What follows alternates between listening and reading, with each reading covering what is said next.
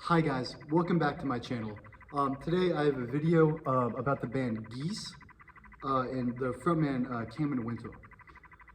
Geese is one of my personal favorite bands at the moment right now, and I think Cameron Winter is an excellent songwriter. So today I'm going to get into detail on why I think Geese is so great, and more specifically the impact I think their album Getting Killed had. There's a lot of things we could go over in this album. I have all my notes on this laptop right here, as you guys can see. So if you see me looking down, I'm just scrolling my notes, you know. So this whole thing is specifically about the album Getting Killed, which came out earlier this year, and I think it's the best album that did come out this year.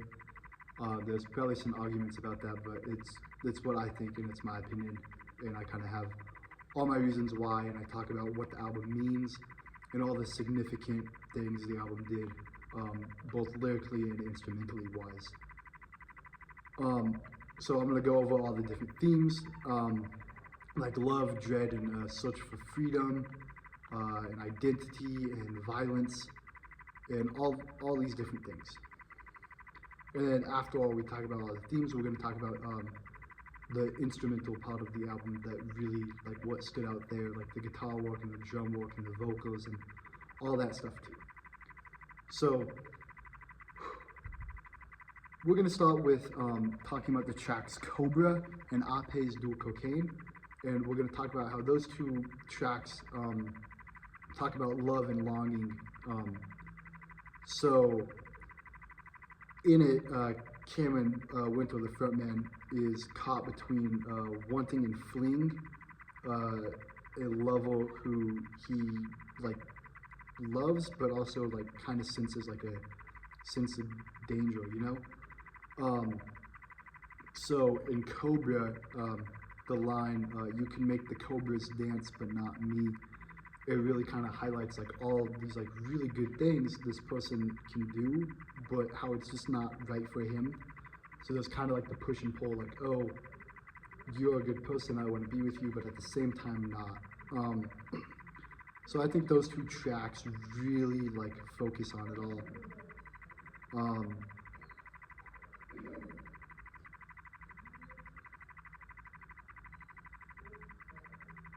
And he kind of just like writes about how love isn't really just a feeling and an emotion, but it's kind of like a battleground. Like he's got to fight for what he wants, but also got to realize what he does and doesn't want at the same time. So in these songs, Cobra and Ape's Dual Cocaine, he's really wrestling with himself and with another person on his thoughts on him. And then if we talk about the freedom and identity themes of the album, there's a lot. On the title track, Getting Killed, he talks about not necessarily, but this sense of freedom that he feels, but also how that sense of freedom is kind of like fighting with him. I think the line that highlights it the best is "I'm getting killed by a pretty good life." So he knows his life is good, but at the same time he feels like he's being dragged down from it. So he's not sure where he stands on his point of life, which is his identity. And then the album's closing moments on the track, Long Island City, Here I Come. The line on that song I think really highlights this is nobody knows where they're going except for me.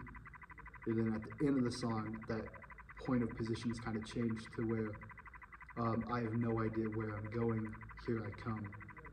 So he's kind of looking at past versions of himself in those lines and realizing that he doesn't know where he's going to, but he kind of feels like a need to change his identity.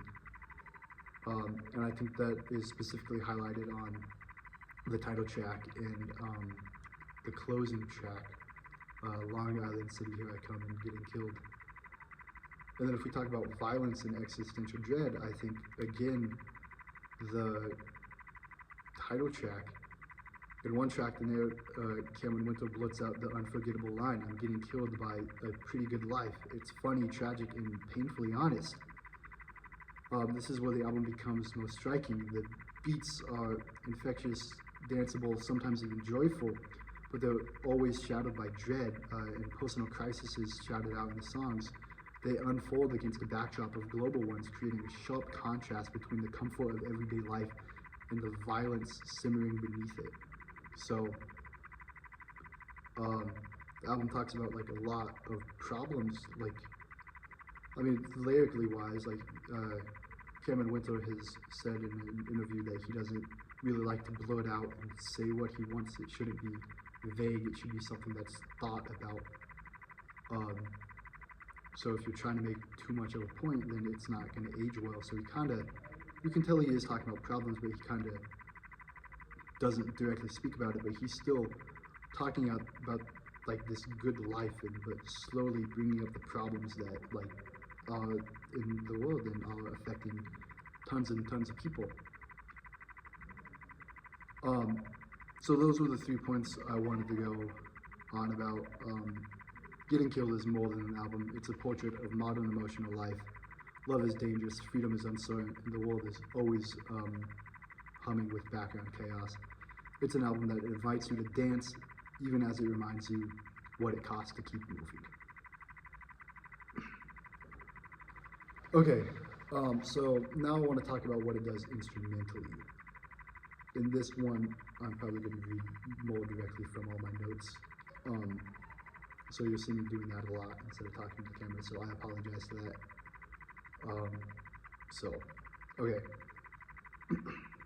Getting Killed isn't just theatrically intense, it's an album that tells its story through sound. The instrumentation works is like a living organism, chaotic, breathing, and constantly shifting under the weight of the lyrics.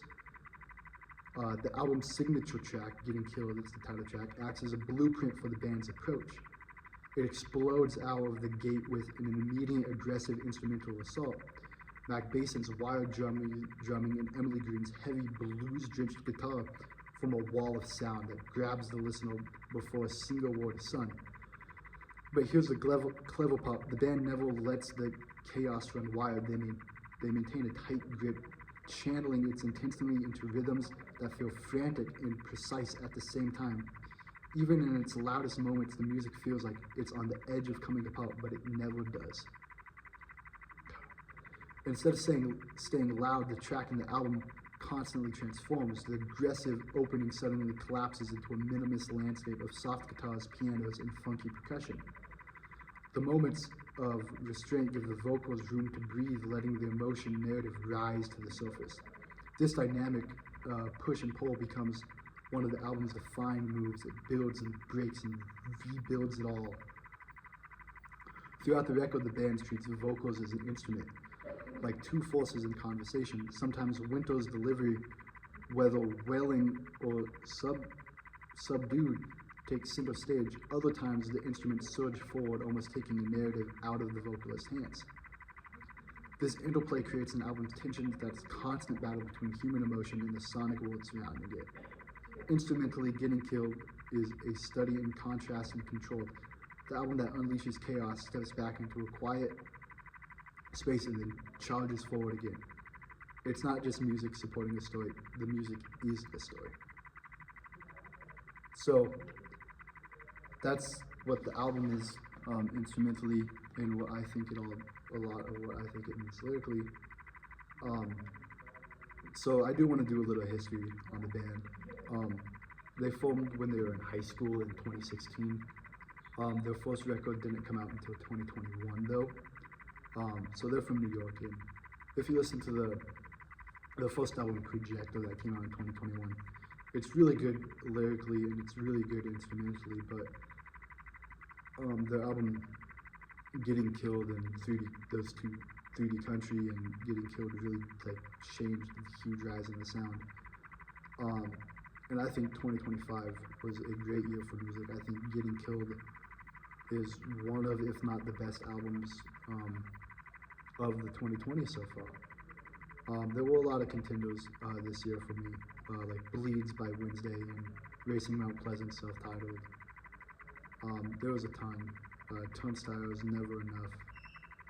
I could keep going. There's a bunch, but I don't think any album dove lyrically as far as this one did, and emotionally through the instruments. Really great album. It speaks to me a lot as a person, obviously, or I wouldn't be making this video on it. So I really do think Geese are going to be the band that causes the next movement in rock, like the Strokes, New York-based band. I'm not sure if I'd say Nirvana, but I've heard a lot of people say they're going to be the next like big movement like Nirvana, and then after Getting Killed came out, there's going to be a bunch of albums like Getting Killed that came out, which is definitely going to happen, but I'm not sure the extent it's going to be on. But I do think it is really going to change the way music takes its place.